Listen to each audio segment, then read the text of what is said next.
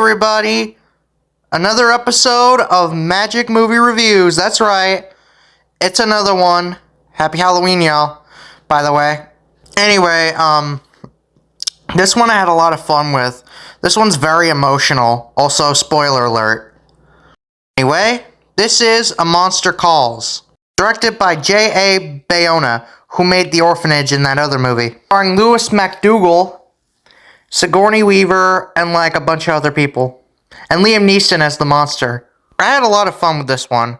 So basically, the story of the film is Louis MacDougall's character, Connor O'Malley, has a dying mother, a mother with a terminal illness. His mother, played by Felicity Jones, asked the grandma, Sigourney Weaver, to give her chemotherapy, right? Give her chemotherapy. And then, but Connor doesn't like the grandma. Connor really does not like the grandma because she's like super strict. Like, she doesn't let him touch, she doesn't let him touch anything throughout the entire movie. Like, but then, there's a yew tree, right? There's a yew tree. He's like, oh my god, you know? There's a yew tree there, and it turns out that yew tree is actually a monster voiced by Liam Neeson. And this monster shows up and tells him that he is going to tell him 3 tales, and the 4th tale will have to be told by him to the monster. The real truth that he's having. Because he doesn't want to live with his grandma, right? Because he has a nightmare of his mom dying where a church falls down and she falls to her death. It's really scary. He's like scared of losing his mother. While his father lives in the United States with a new wife and daughter. Meanwhile, the son is going through it. Like, he's like super sad throughout the entire movie. Not to mention he's bullied at school. He's just going through hell. Like, and his grandma, they just don't get along, and he ends up like throwing like so many fits, and he's just so upset, and it's like, oh god, oh no. Every night at 12:07, right, the monster shows up. So then the monster shows up, right, tells him his first story about a psychopathic prince who brings a great kingdom after taking out a witch with the help of the monster. Monster shows up, helps him with the witch, but turns out he did, because like, the prince tried to claim that the queen, that the stepmother queen that took over the kingdom killed his girlfriend, the farmer's daughter, and also killed the father by poisoning him, but it was actually a load of bullshit. And then the monster ended up taking her to an island where she started a new life, while the prince led a great kingdom. Who does that remind me of? Maybe some, I don't know, tiny dick loser or something? I don't know.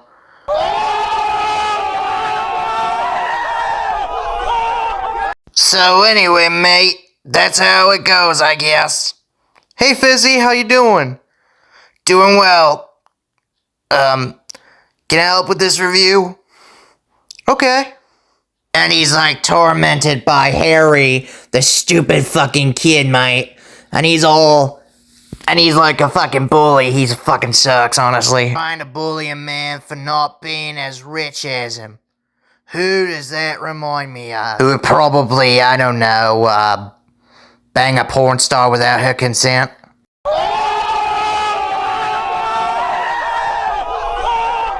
So, anyway, then his grandmother, he lives with his grandma, you know, yeah? And his father comes to visit, but is like, oh, the son wants to move to LA, but the dad says, like, no, it shouldn't be happening.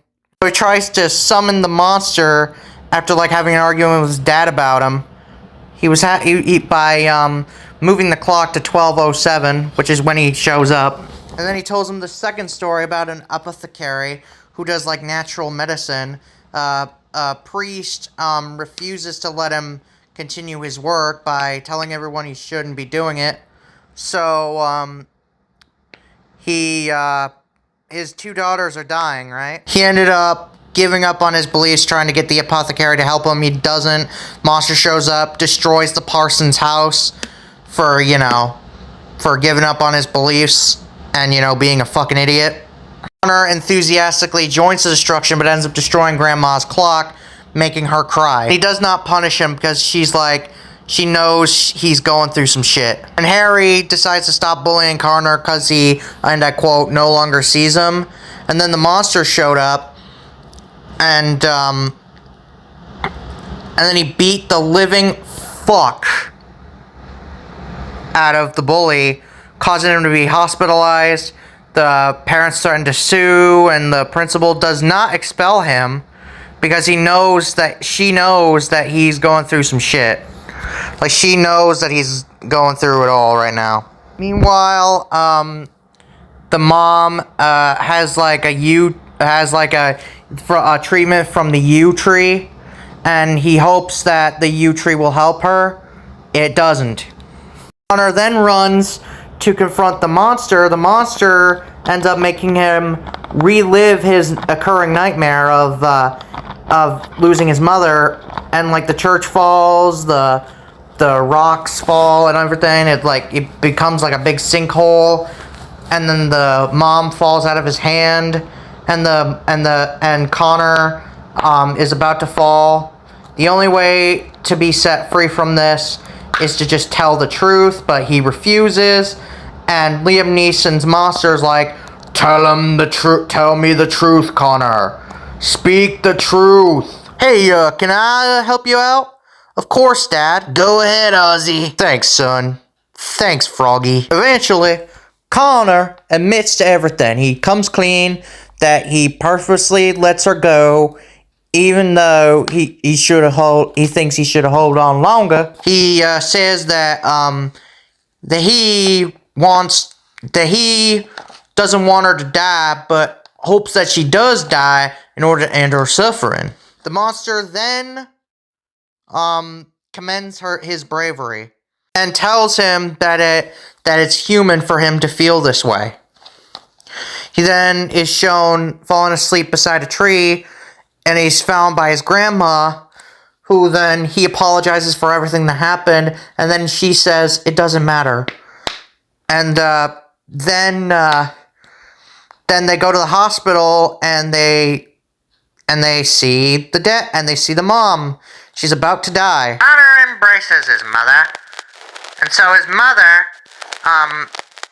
joined by the monster, she sees him, and the monster promises Connor that he'll be right there for him if he needs him. Thanks, Alistair, for helping me out here. Moxie, you want to join in too?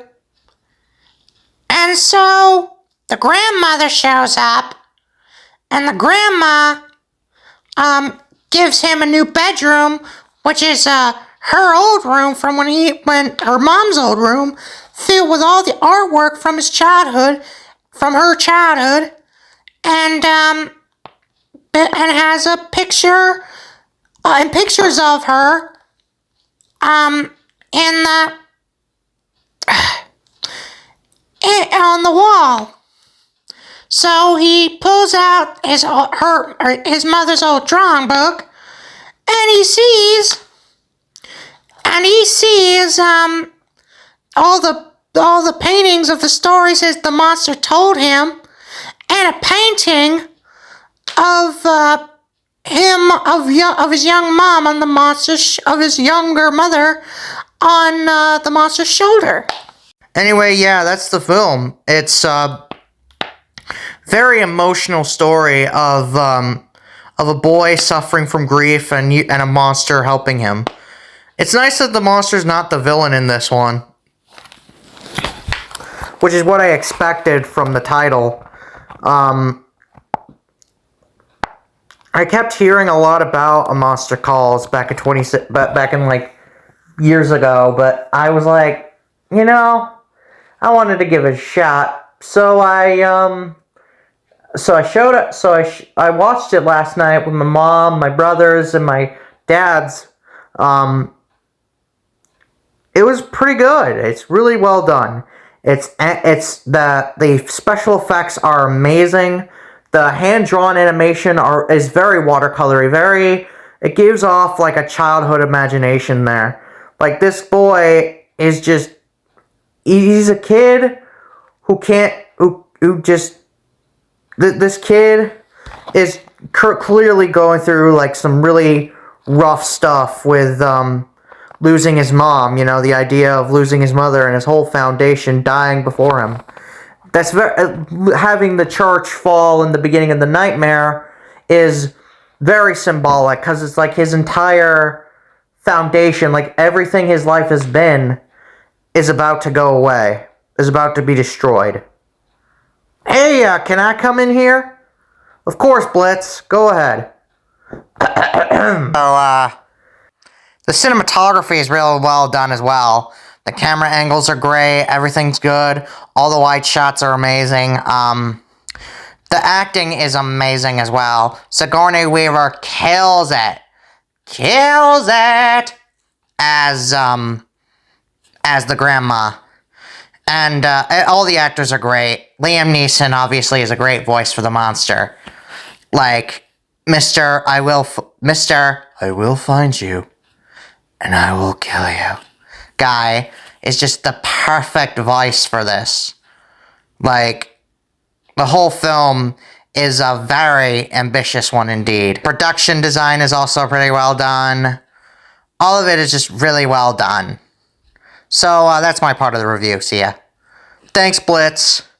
Yeah, so, that's really about it. This film is honestly a modern classic. It's actually, like, it's fucking amazing how well these people did. Like, they clearly wanted to make a movie that was faithful to the book and everything, because they even got the guy who wrote the book to make the screenplay. And it was just really well done and well directed, and the whole movie is just so fucking good. It's a very heartfelt film. Like, it goes out of the beast and into your heart. It's like very heartfelt. Like, it's emotional. Like, it's a very beautiful film about death, loss, and grieving loss. For example, loss of a parent. Loss of a parent is probably one of the worst things a kid can go through. The death of one of their parents. It's just so sad and really puts tears in your eyes. Like, this film is probably going to be is very much relatable. Like, if anyone has a personal story of their parents dying when they were young, this film is very, like, touchy-feely. I would recommend it, yes. Obviously, I recommend it to anyone, but people who lost their parents at a young age probably wouldn't handle this film emotionally. But I don't know. That's just me. That's just me. Ooh, ooh, ooh, ooh. I'm the only one of me. Something, something, something, something. Taylor knows what I'm talking about. Anyway, overall, the film is just a solid classic. It really tugs at your heartstrings. Really gets where, like, it gets you. It pulls you through. Like, it makes you feel. It makes you feel, it makes you feel this character, feel him go through this journey of trying to let go without letting go, like, let go of everything and trying to say goodbye to his mother before he passes away, before she goes, like, being like, I wish you could stay, and it was like, it's just very, very, emotional. It really irks your hearts. Really gets at your heartstrings, okay? Let's just say that. It gets at your heart. I do not have enough words to describe how amazing this film is. It's solid and timeless. I give this one a 10 out of 10. Go watch it. Just go watch it. That's it. Bye. See ya.